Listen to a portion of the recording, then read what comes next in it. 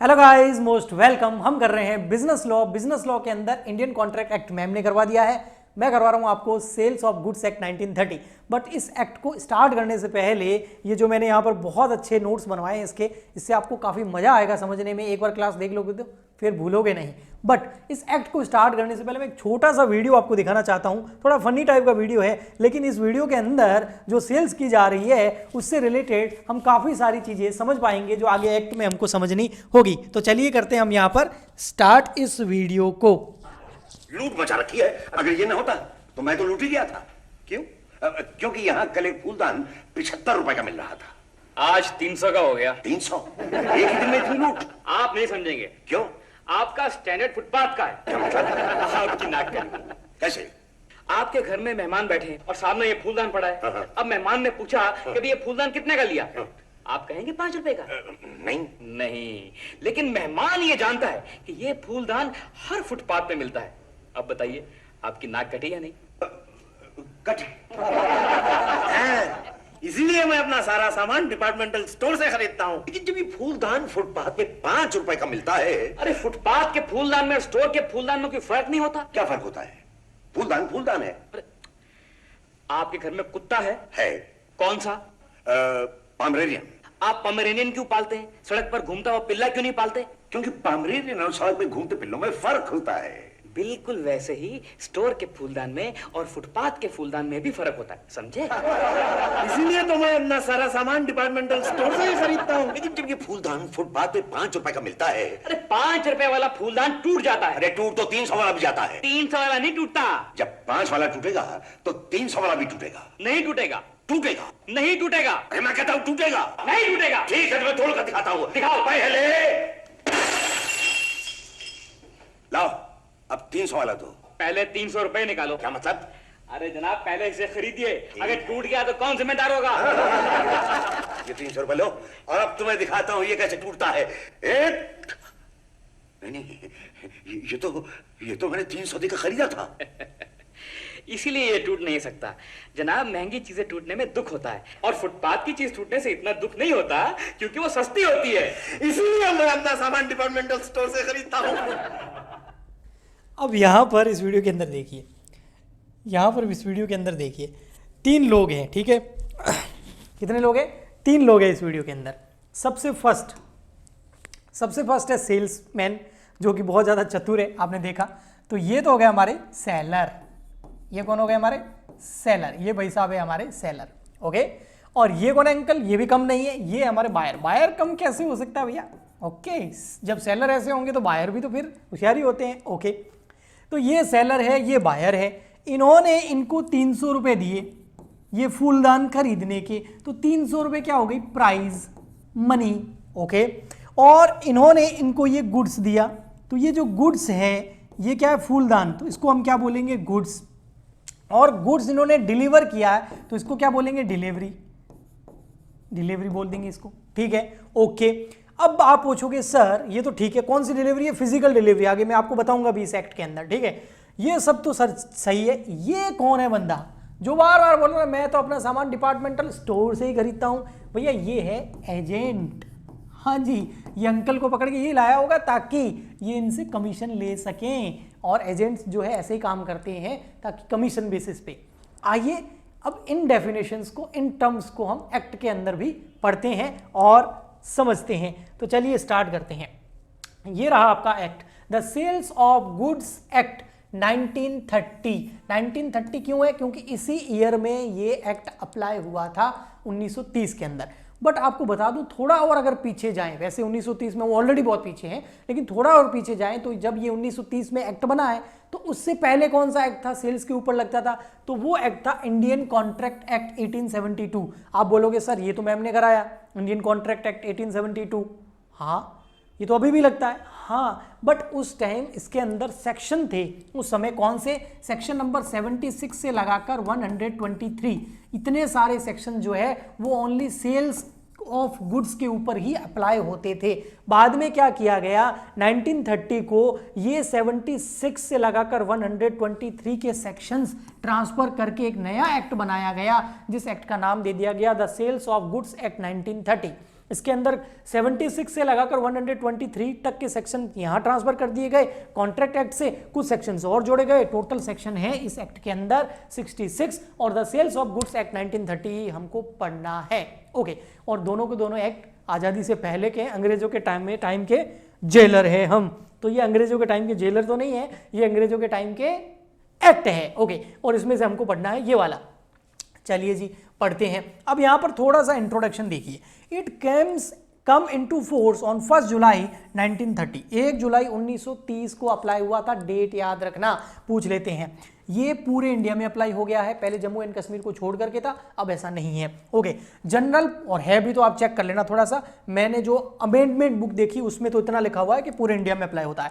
General provision of the Indian contract act 1872 apply to a contract of sales of goods. देखो, sale of goods में भी contract तो होता ही है, तो इसके तो सेक्शन, इस एक्ट के तो सेक्शन लगेंगे ही 1930 वाले के, सेल्स ऑफ गुड्स एक्ट के। इसके अलावा जो कॉन्ट्रैक्ट एक्ट के जो सेक्शंस हैं, कौन से 76 से 123 नहीं, वो तो यहाँ ट्रांसफर हो गए। इसके अलावा जो कॉन्ट्रैक्ट एग्रीमेंट के जितने भी सेक्शन है वो भी यहाँ अप्लाई हो जाएंगे, क्योंकि एग्रीमेंट होगा, कॉन्ट्रैक्ट होगा, तो इंडियन कॉन्ट्रैक्ट एक्ट 1872 तो अप्लाई होगा ही। ओके, चलिए बढ़ते हैं आगे और हम आते हैं डेफिनेशन पर। किसी भी एक्ट की जो डेफिनेशन है वो हमेशा सेक्शन नंबर 2 में दे रखी होती है। अंदर का क्लोज सब सेक्शन याद हो ना हो, सेक्शन नंबर 2 में हर एक्ट की डेफिनेशन दे रखी होती है। एक एक्ट को छोड़कर जो है इंडियन पार्टनरशिप एक्ट 1932, क्योंकि उसमें सेक्शन नंबर 4 के अंदर पार्टनरशिप की डेफिनेशन दे रखी है। बाकी सभी एक्ट के अंदर सेक्शन नंबर 2 के अंदर डेफिनेशन दे रखी होती है। आप कभी डेफिनेशन पूछ ले तो सेक्शन नंबर 2 तो लिख ही सकते हो। ओके, अब डेफिनेशन कौन सी? सबसे पहले है बायर और सेलर। हमने वीडियो के अंदर भी देखा, एक थे सेल्समैन, वो थे सेलर, और एक थे अंकल जो फूलदान के ऊपर चिल्ला रहे थे, वो कौन हो गए? बायर। तो यहां पर बायर और सेलर, ठीक है। बट यहां पर इंडिया जो हमारा सेल्स ऑफ गुड्स एक्ट 1930 है, इसके अंदर जो बायर और सेलर की जो डेफिनेशन है वो थोड़ी बियॉन्ड है, थोड़ी और वाइडर है। क्यों? क्योंकि इसमें ओनली सेल्स ही शामिल नहीं है कि एग्री टू सेल। अगर कोई बंदा सेल कर रहा है, जैसे उन्होंने फूलदान बेच लिया, वो तो है ही सेलर। इसके अलावा जो सेलर ये बोलता है कि फ्यूचर में बेचूंगा, ऐसी सहमति दे देता है, एग्री हो जाता है कुछ प्रोडक्ट, कुछ गुड्स को फ्यूचर में बेचने के लिए, तो वो भी सेलर है। तो जो अभी बेच रहा है, जो फ्यूचर में बेचने के लिए एग्री हो रहा है, दोनों ही सेलर है। तो सेलर कौन है? जो अभी बेच रहा है और एग्री हो रहा है सेल्स के लिए। बायर भी जो अभी बाय कर रहा है अथवा और फ्यूचर में बाय करने के लिए एग्री हो जाता है, तो उसको भी बायर बोलेंगे। ओके जी, तो यहां पर एग्री वर्ड भी शामिल है। नेक्स्ट आता है इन सबसे बेहतर थोड़ा सा और ज्यादा, वो है गुड्स। नेक्स्ट हमारा डेफिनेशन क्या है? गुड्स। गुड्स क्या है? किसको गुड्स बोलेंगे? तो गुड्स के अंदर वो सारी चीजें शामिल है जो मूवेबल है, जिसको मूव किया जा सकता है। जो इमूवेबल है वो शामिल नहीं होगी, जो इमूवेबल है वो शामिल नहीं होगी, जो मूवेबल प्रोडक्ट्स है वो शामिल होंगे। जैसे ये जो पैनल है, ये मैंने कहीं से मंगाया है तो ये मूवेबल है, तो ये शामिल है। ये पेन शामिल है, ये बोतल शामिल है। ऐसी चीज जिसको एक जगह से दूसरी जगह भेजा जा सकता है। अमेजन, फ्लिपकार्ट, ऑनलाइन हम बहुत सारे प्रोडक्ट खरीदते हैं, वो हमारे घर पे डिलीवर हो जाते हैं क्योंकि वो मूवेबल है, तो वो सब गुड्स हैं। ऐसी चीजें जो मूवेबल है ही नहीं, इमूवेबल है, उसको गुड्स नहीं बोलेंगे। जैसे कि प्रॉपर्टी, यानी कि बिल्डिंग, लैंड, ये मूवेबल नहीं है, तो इसको गुड्स नहीं बोला गया है सेल्स ऑफ गुड्स एक्ट 1930 के ऊपर। ओके, अच्छा, तो मूवेबल प्रॉपर्टी जो है वो क्या होती है? गुड्स। अब मूवेबल प्रॉपर्टी दो तरीके की होती है, टेंजिबल और एक इंटेंजिबल। टेंजिबल मतलब जिसको हम देख सकते हैं, छू सकते हैं। अब आप कॉमर्स के बंदे हैं तो इतना तो पता ही होगा। इंटेंजिबल का मतलब ऐसी जो पेटेंट, कॉपीराइट, ट्रेडमार्क, गुडविल, ये सब इंटेंजिबल होती है। तो इंटेंजिबल एसेट भी मूवेबल के अंदर आती है, टेंजिबल भी आती है, बस इमूवेबल जिसको मूव नहीं किया जा सकता वो नहीं आएगी। कुछ एक्सेप्शन है, ये दो चीजें हैं जो मूवेबल है, बट यहां इस गुड्स की डेफिनेशन से इनको बाहर कर दिया गया है। किसने? एक्ट ने। क्या क्या चीजें? एक्शनेबल क्लेम और मनी इन सर्कुलेशन। ऐसा पैसा जो सर्कुलेशन में, जो हम पैसे हमारे पास होते हैं वो सर्कुलेशन में, तो वो गुड्स नहीं है। और एक्शनेबल क्लेम जिसके बारे में कोर्ट कुछ एक्शन लेगा, तो वो भी आपके गुड्स नहीं है। तो इन दोनों को, ये मूवेबल है लेकिन इनको बाहर कर दिया गया है, ठीक है, गुड्स की डेफिनेशन से। ठीक, आगे कुछ चीजें हैं जिनको इंक्लूड कर दिया गया है, ऑल्सो इंक्लूड। अब इसमें क्या है? एक तो stock and shares. Stock and shares तो मूवेबल ही होते हैं और इनको गुड्स की डेफिनेशन में शामिल कर दिया गया है। आजकल के टाइम में तो लोग डीमेट अकाउंट ओपन करवाते हैं अपने मोबाइल के अंदर ही और शेयर परचेज करते हैं, खरीदते हैं, बेचते हैं। तो स्टॉक एंड शेयर मूवेबल है और इसको गुड्स की डेफिनेशन में शामिल किया गया है। ग्रोइंग क्रॉप्स जो जमीन के ऊपर, लैंड के ऊपर, एग्रीकल्चर लैंड के ऊपर जो क्रॉप्स, फसलें उगती हैं वो भी मूवेबल है, क्योंकि इसको काट के बेचा जा सकता है। लैंड को नहीं काट के बेचा जा सकता है ना, उखाड़ के नहीं ले जाएंगे, लेकिन क्रॉप्स, फसलों को तो बेचा जा सकता है। तो उसके ऊपर अगर फ्यूचर में कोई एग्रीमेंट होता है उसी टाइम का, तो वो क्या है, गुड्स है। इसके अलावा ग्रास, जो घास लगी हुई है, या लैंड के ऊपर अटैच कोई भी ऐसी चीज जो मूवेबल है, उसको क्रॉप वगैरह जो गई उनको काट के बेचा जा सकता है, तो वो क्या है, आपकी गुड्स है। ठीक, सर गुड्स कंप्लीट हो गया? नहीं, इतना जल्दी गुड्स कंप्लीट होगा नहीं। यहां पर हमको करना है अब टाइप्स ऑफ गुड्स। गुड्स के टाइप्स क्या क्या? सो 3 टाइप के गुड्स है। फर्स्ट है एग्जिस्टिंग गुड्स, सेकंड है फ्यूचर गुड्स, थर्ड है कॉन्टीजेंट गुड्स। अब तीनों को समझना। एग्जिस्टिंग गुड्स कौन सा है? जो कॉन्ट्रैक्ट करते time, at the time of contract जिस समय कर रहा है उस टाइम एग्जिस्टेंस है, पड़ा है सामने, वो एग्जिस्टिंग गुड्स हो गया। बट यहां पर एग्जिस्टिंग गुड्स जो है उसको भी फर्दर आगे 3 टाइप में डिवाइड किया गया है। सो मैं अभी फ्यूचर और कॉन्टीजेंट गुड्स पे नहीं जा रहा हूं, मैं एग्जिस्टिंग गुड्स पे ही हूं, क्योंकि एग्जिस्टिंग गुड्स भी 3 टाइप का है। एग्जिस्टिंग गुड्स के अंदर आता है स्पेसिफिक गुड्स, असर्टेन गुड्स और अनअसर्टेन गुड्स। अब सबसे पहले बात करते हैं स्पेसिफिक गुड्स कौन सा है, जिसको आइडेंटिफाई कर लिया है कॉन्ट्रैक्ट के टाइम। फॉर एग्जाम्पल, जिस समय सेल्स का कॉन्ट्रैक्ट हो रहा था, गुड्स को बेचने का अनुबंध हो रहा था, समझो एग्रीमेंट हो रहा था, उस समय बता दिया गया कि ये जो फोन है, ये वाला फोन है, ये वाला मॉडल है, ये रहा, ये सामने ये रहा, इसको आइडेंटिफाई कर लिया, ये वाला बेचा जाएगा। ओके, तो वो कौन सा हो गया, जिसको कॉन्ट्रैक्ट के टाइम आइडेंटिफाई कर लिया है, वो गुड्स स्पेसिफिक गुड्स आता है। सेकंड आता है असर्टेन गुड्स। असर्टेन गुड्स जो होता है उसको एक्ट के अंदर डिफाइंड नहीं किया गया है, बट इसका इंटरप्रिटेशन कई बार निकाला गया है, जिसमें ये बोला गया है कि असर्टेन गुड्स भी स्पेसिफिक गुड्स ही होता है, बट थोड़ा सा फर्क होता है। इसको आइडेंटिफाई किया जाता है कॉन्ट्रैक्ट के बाद, स्पेसिफिक गुड्स को आइडेंटिफाई किया जाता है at the time of contract, contract के समय। इसको कॉन्ट्रैक्ट के बाद आइडेंटिफाई किया जाता है, selected from lot and large quantity. भैया देखो, बहुत सारे फोन पड़े हैं एक ही मॉडल के, इसमें से ही कोई एक सेलेक्ट करेंगे कॉन्ट्रैक्ट के बाद में, तो ये हो गया आपका असर्टेन गुड्स। नेक्स्ट आता है अनअसर्टेन गुड्स। अनअसर्टेन गुड्स कौन सा होता है? Not specifically identify at the time of contract. देखो, ये तो कॉन्ट्रैक्ट के टाइम आइडेंटिफाई किया जाता है, ये कॉन्ट्रैक्ट के बाद आइडेंटिफाई किया जाता है, ये कॉन्ट्रैक्ट के टाइम आइडेंटिफाई किया ही नहीं जाता है। बस इसके बारे में हमको डिस्क्रिप्शन पता होता है या इसका सैंपल पता होता है। फॉर एग्जाम्पल के लिए कोई नया फोन लॉन्च होने वाला है तो उसकी डिटेल आ जाती है कि इसके अंदर ये मेगापिक्सल कैमरा होगा, इतना स्टोरेज होगा, इतना रैम होगा, ये फंक्शंस होंगे, इस टाइप का होगा, और सैंपल या डिस्क्रिप्शन हमें पता होता है। तो वो क्या हो गया? वो हो गया आपका अनसर्टेन गुड्स। ओके जी, चलिए, क्या हमारा टाइप्स ऑफ गुड्स कंप्लीट हो गया है? नहीं, ये तो मैंने ओनली एग्जिस्टिंग गुड्स के 3 टाइप बताए हैं, जिसमें स्पेसिफिक, असर्टेन और अनअसर्टेन था। अब हम बात करते हैं फ्यूचर गुड्स की। फ्यूचर गुड्स वो गुड्स होता है जिसको फ्यूचर के अंदर मैन्युफैक्चर, या एमआरएफ मतलब मैन्युफैक्चरिंग जिसकी की जाएगी, जिसकी फ्यूचर में मैन्युफैक्चरिंग होनी है कॉन्ट्रैक्ट के बाद में, है ना, after making the contract of sale. Contract of sale, contract हो गया सेल्स का, उसके बाद में वो गुड्स मैन्युफैक्चर होगा, प्रोड्यूस होगा या फिर एक्वायर किया जाएगा, तो वो कौन सा गुड्स हो गया? Future goods. नेक्स्ट आता है कॉन्टीजेंट गुड्स। कॉन्टीजेंट गुड्स वो होता है जो जिसका एक्विजिशन यानी कि जो मिलेगा डिपेंड करता है अनसर्टेन इवेंट पर। फॉर एग्जांपल के लिए मैंने आपको बोला मैं आपको जो है रॉयल एनफील्ड बेचूंगा, कब? जब मैं उसको गणेश से खरीद लूंगा। गणेश से, जो कोई व्यक्ति है गणेश, उसके पास रॉयल एनफील्ड है, मैंने आपको बोला मैं आपको रॉयल एनफील्ड तब बेचूंगा जब मैं गणेश से खरीद लूंगा। तो भाई साहब, गणेश जब मुझे बेचेगा तभी तो मैं आपको बेचूंगा। तो यहां पर ये क्या हो गया? अनसर्टेन इवेंट हो गया, तो ये हो गया आपका कॉन्टीजेंट गुड्स। ओके, तो अब आपके टाइप्स ऑफ गुड्स जो है कंप्लीट हो गए। तो हमने डेफिनेशन कर ली है कितनी? 3। एक कर ली बायर और सेलर की, एक कर ली गुड्स की, और गुड्स की करी 2 ही करिए। अच्छा, चलिए थर्ड नंबर हम करते हैं डिलीवरी। ये भी मोस्ट इंपॉर्टेंट है डिलीवरी। डिलीवरी का मतलब होता क्या है? जब बायर को पोजीशन मिल जाता है गुड्स का, जब खरीदने वाले को पोजीशन, कब्जा मिल जाता है गुड्स का, उसको डिलीवरी बोलते हैं। यानी कि जब सेलर बायर को गुड्स डिलीवर कर देता है। जैसे हमारे इस जो वीडियो था, मैंने आपको क्लिप दिखाई थी, उसके अंदर जो सेल्समैन था उसने जब वो गुलदस्ता जो था वो डिलीवर कर दिया था, किसको डिलीवर कर दिया था? अंकल को, तब वो हो गई डिलीवरी। ओके, तो यहां पर पोजीशन यानी कि कब्जा मेन होता है। पोजीशन, वॉलेंट्री ट्रांसफर, स्वेच्छ इच्छा से voluntary transfer of position from one person to another. जब सेलर बायर को इच्छा से गुड्स की कब्जा दे देता है तो उसको बोलते हैं डिलीवरी हो गई गुड्स की। अब यहां पर डिलीवरी जो है वो 3 तरह की होती है।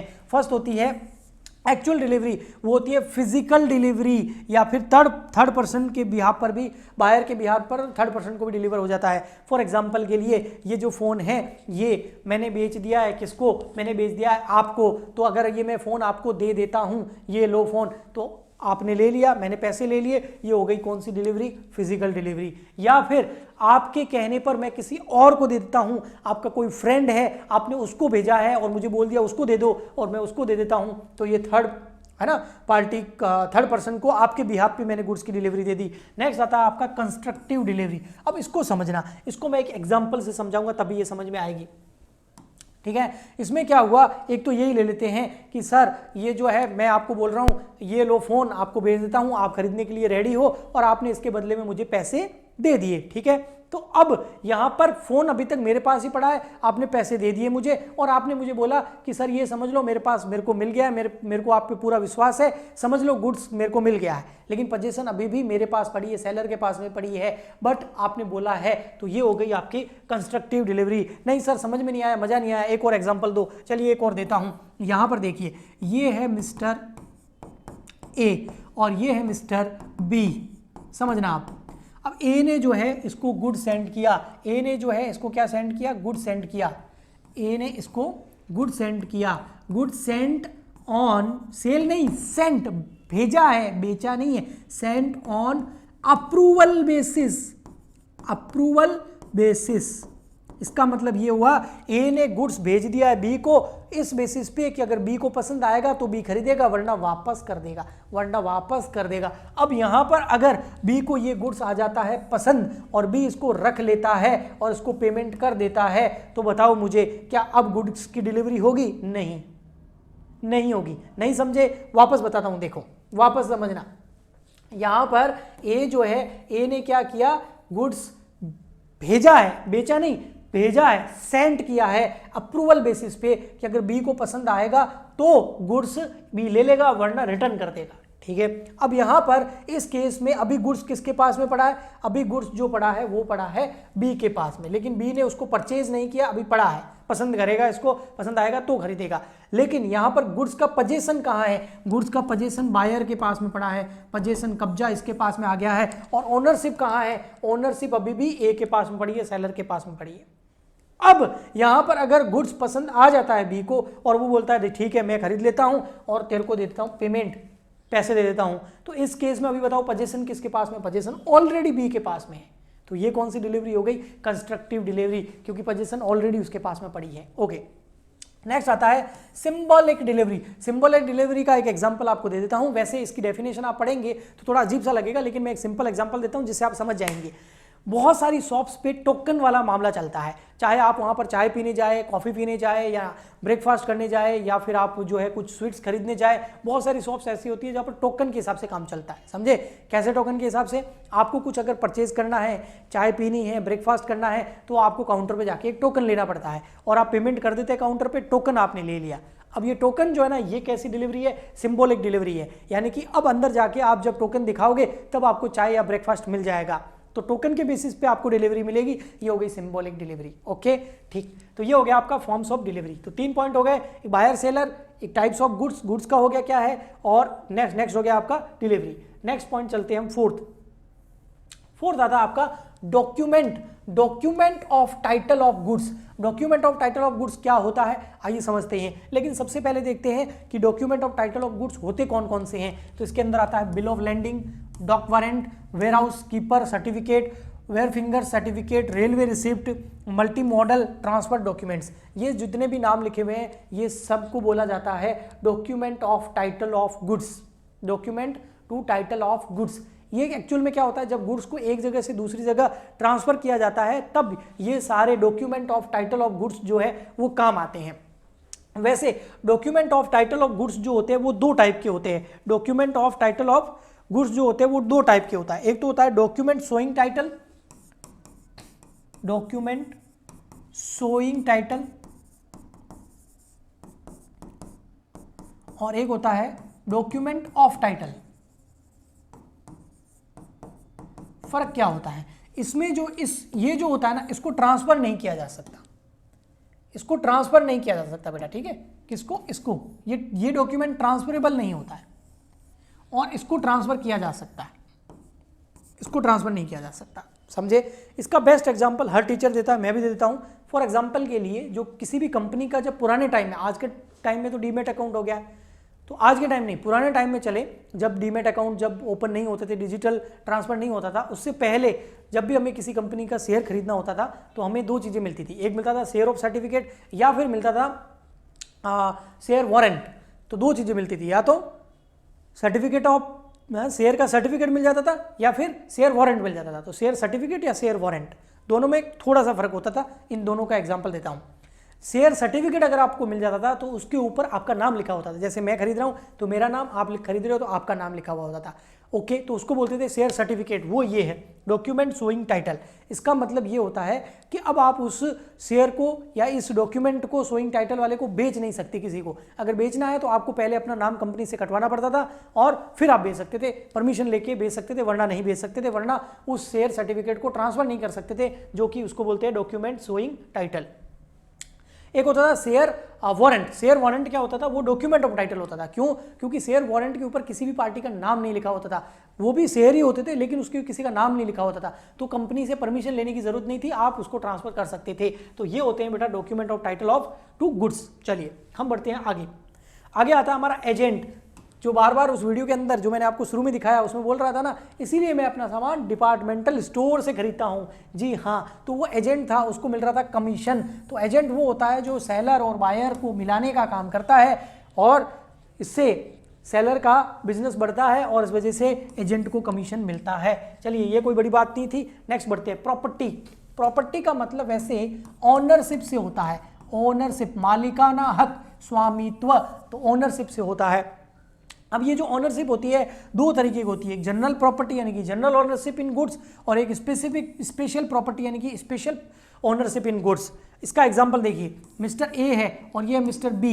मिस्टर ए के पास कुछ गुड्स पड़ा है और वो प्लेस कर देता है, गिरवी रख देता है किसके पास में? बी के पास में। कुछ पैसों वैसों की जरूरत होगी तो गुड्स गिरवी रख दिया। ओके, अब यहाँ पर गिरवी किसके पास पड़ा है? गुड्स का पोजीशन, कब्जा किसके पास में पड़ा है? बी के पास में। लेकिन अभी भी ओनरशिप किसके पास में? ए के पास में। वो ओनरशिप कौन सी है? General ownership, general property in goods. और बी के पास जो गुड्स गिरवी पड़ा है उसके ऊपर बी की कौन सी ओनरशिप है? Special property in goods. Okay, ठीक। Next insolvent. इंसॉल्वेंट का मतलब दिवाला निकल जाता है जब किसी का, जब किसी के पास फूटी कोड़ी नहीं रहती कि वो अपनी उधारी चुका सके, तो उसको इंसॉल्वेंट बोलते हैं। कैन नॉट पे हिज डेब्ट्स। नेक्स्ट आता है प्राइस। प्राइस का मतलब तो आपको पता ही है, money consideration for sale of goods. जो गुड्स खरीद रहे हैं उसके बदले में पैसे दे रहे हो, वो हो गया प्राइस। फॉर एग्जांपल के लिए जो शुरू में मैंने आपको वीडियो दिखाया था, क्लिप दिखाया था, उसमें अंकल जी 300 रुपए दे रहे थे किसको? सेलर को, सेल्स एजेंट को, है ना? तो वो क्या था? प्राइस। नेक्स्ट आता है आपका quality of goods. Quality of goods का मतलब होता है स्टेट और कंडीशन ऑफ गुड्स।